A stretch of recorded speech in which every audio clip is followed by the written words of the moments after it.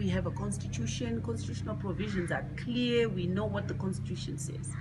But if I say to you, select 3 lawyers and put them in the same room, you will find that each lawyer has their own interpretation, either of the constitution or of any section of the law. So as Zimbabweans, let us focus on what unites us and less than on what divides us.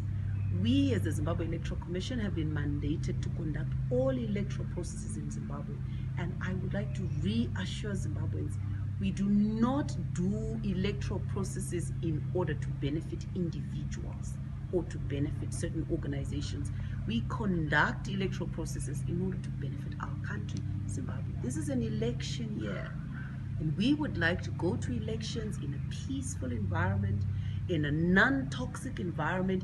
We would like to go to elections in an environment where constitutional processes are accepted by Zimbabweans, and where there are questions, queries, issues, we sit down as Zimbabweans, we talk about it, and we bring each other on board. In this election, I'd like to challenge Zimbabweans that in 2023, can we have a less toxic election than the one that we had in 2018? We've seen how countries in SADC, in the African Union, in our region, in our continent, even internationally, there's always conflict. But as Zimbabweans, we are a peace-loving nation, a peace-loving people. As the Zimbabwe